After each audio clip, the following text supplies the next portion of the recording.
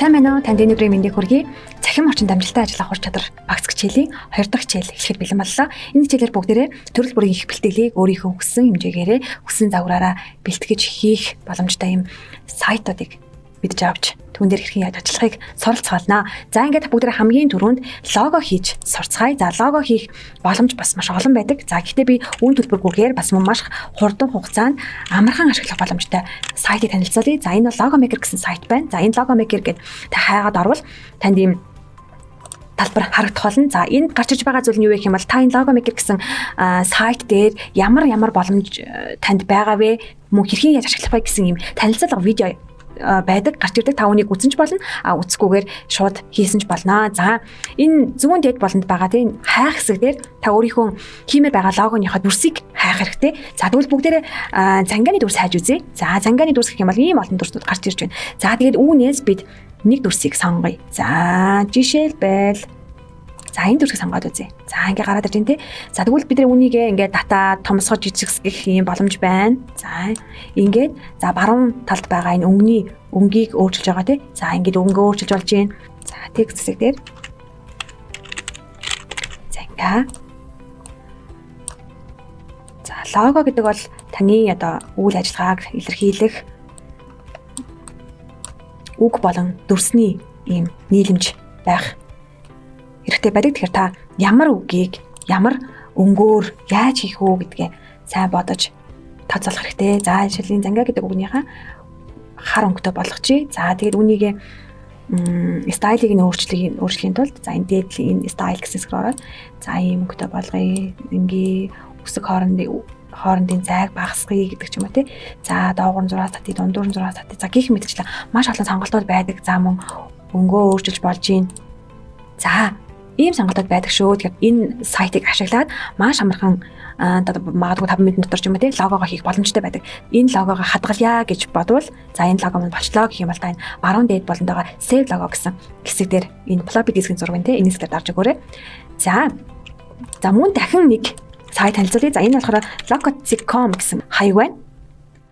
За энэ дээр болохоор та компанийнхаа нэрийг оруулж өгөх боломжтой. За жишээлбэл би энэ дээр зангааг оруулаад өгье тийм. За энэ нь болохоор төлбөртэй ийм сайт байгаа. Тэгэхээр та энэ дээр та одоо ямар төрлийн үйл ажиллагаа явуулдаг байгууллага вэ гэдгээ та харуулах ийм боломжтой байдаг. За зэхэр өнгөтэй өнгөө сонгож ин тийм ээ. За энэ дээр болохоор гэж. За эндээс та одоо ямар төрлийн үйл ажиллагаа хайсан те ямар төрлийн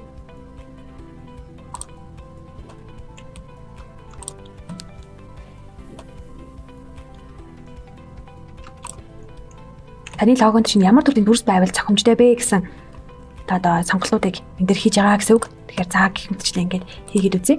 За урагшлуулах гээд.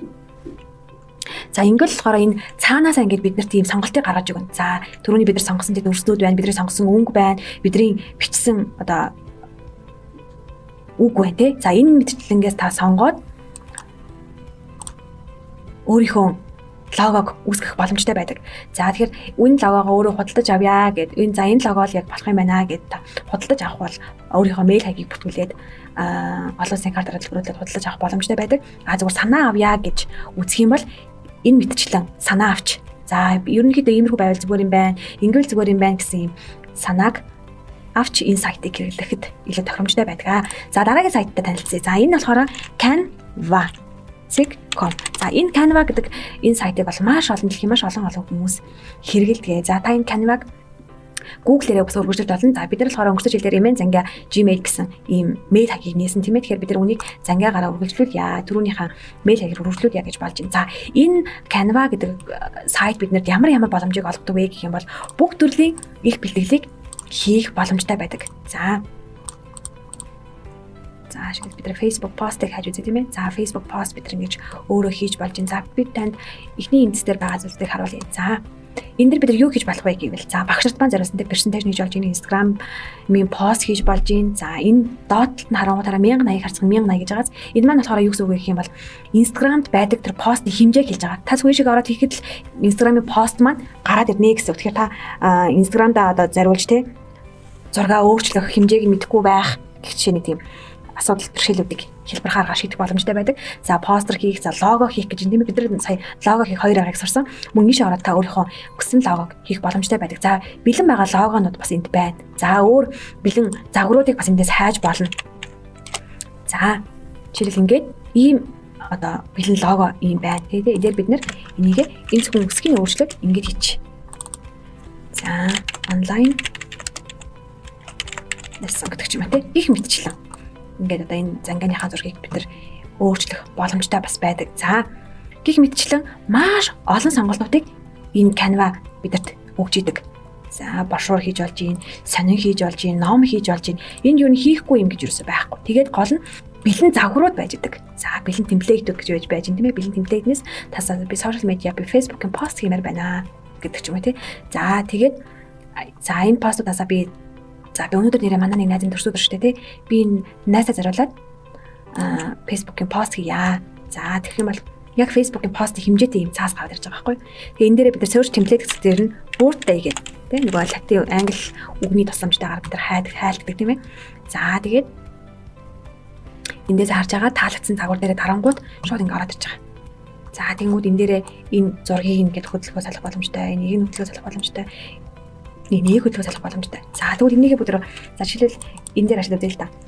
Энийгээ бүдэр устгачээ. За тэгэнгүүтээ энэ elements гэсэн хэсэг дээр дарангууд төрөл бүрийн элементүүд гарч ирнэ. Эндээс та хайгаад сонгож авч болно.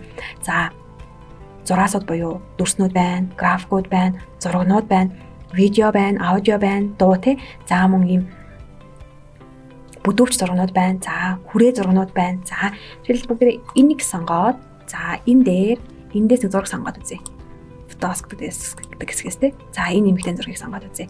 За энэ эмэгтэй зургийг бид нэр ийшээ ингээ оруулчихна. За тэгвэл нөгөө эмэгтэйгийн маань зураг яаж үрстэй болоод ирж байна тийм ээ.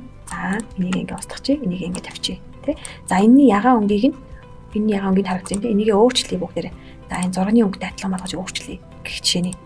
За ингэж өөрчилж болдог бахны маш амархан баш мөн сонирхолтойгоор ингэж хийх боломжтой. За үүнийгээ бид нэр өнгийг ийм болгож өөрчлөе гэдэг ч юм уу тий. За тэгвэл текст нэмээ энэ дээр. За ингээ бэлэн текстний темплейтүүд бэлэн загварууд байна. А эсвэл эндээс бүр сонгоод тий гарчиг оруулъя. За энэ дээр happy birthday to you. За үүнийгээ ингээд үсгийнх нь хэмжээг багасгая. Тэ? За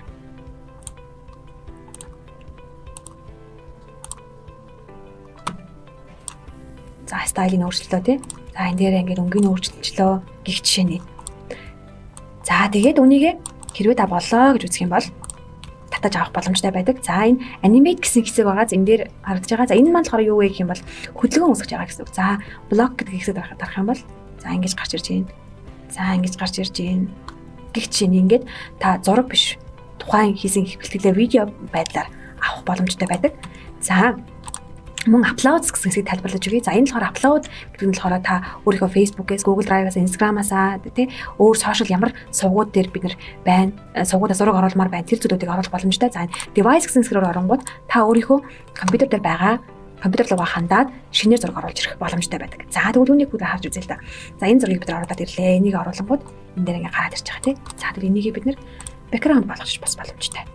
Гэх жишээний upload гэсэн хэсэг дээр маань upload media за оруулсан дуу зураг маань энэ харагдаж байна.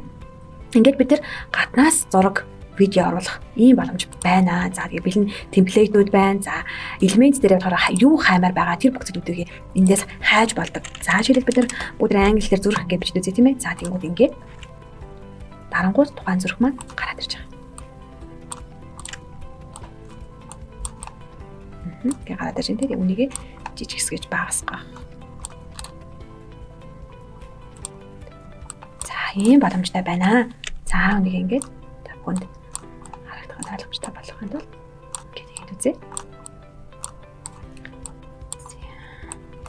Их жишээний тэгээ үнийг өөрчлөх те.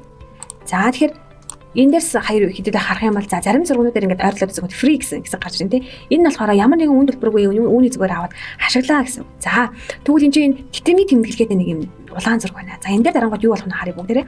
За энэ дээр дарангууд нөгөө зураг маань юм тамгатай гарч ирж байгаа. Canva гэсэн тамгатай гарч ирж байгаа. За яагаад ингэж байгаа вэ гэх юм бол энэ болохоор төлбөртэй зураг. Та энэ зураг ашиглахын тулд Canva тодорхой хэмжээний төлбөр $1 ч юм уу, хэдэн цент ч юм уу төлөх хэрэгтэй болно гэсэн үг. За гэхдээ та аль болох ийм тэмдэглэгээтэй тамгатай зурагнаас татгалзаарай. Яагаад гэвэл үнэгүй хэрэглэх боломжтой 100 мянган ийм боломж энэ Canva бидэнд олгодог учраас тамгахгүй төлбөргүй зургийг ашиглаарай гэж та бүхнийг уриалж байна.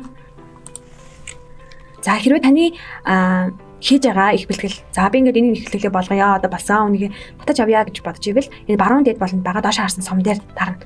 За ингээд танд сонголтууд гарч ирнэ. За та одоо PNG рутгаар татах уу, JPEG рутгаар татах уу гэх мэтчлийн сонголтууд гарч ирдэг. Тэгэхээр та эндээс сонгоод шууд даунлоад хийхэд таны энэ зураг таны компьютерийн даунлоад хийсэнд шууд хадгалагддаг байгаа. За одоо энэ доор харагдаж байна тийм ээ. Ингээд ороод ирсэнгүүт за бидний хийсэн хэлтгэл энд байна гэх жишээ.